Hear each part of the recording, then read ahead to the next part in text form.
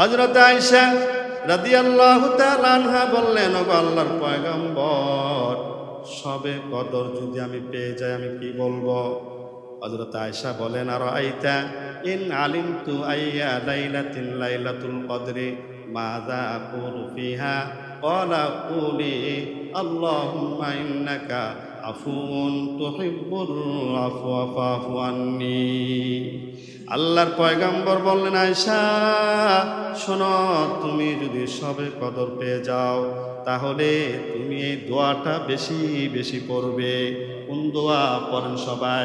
আল্লাহুম্মা ইন্নাকা আফুউন তুহিব্বুল আফওয়া ফাফু আন্নি।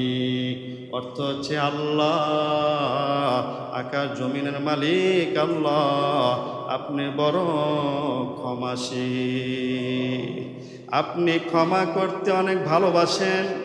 যারা গুনায় জর্জরিত রে,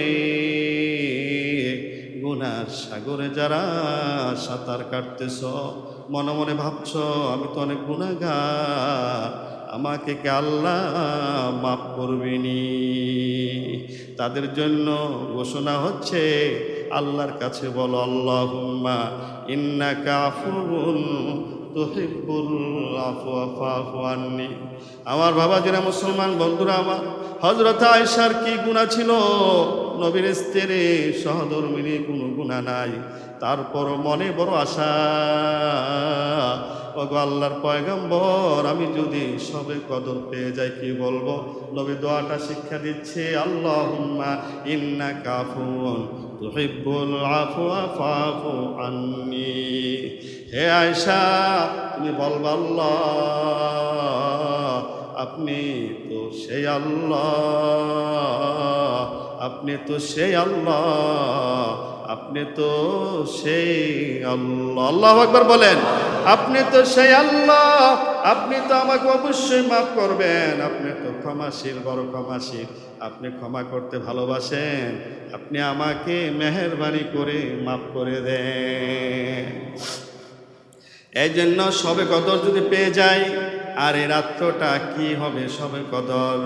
অনেকে তো মনে করে 27 সবে কদর। না না না, ওই যে এতেকাফকারীর তাদের একদিনও সবে কদর মিস হয় না।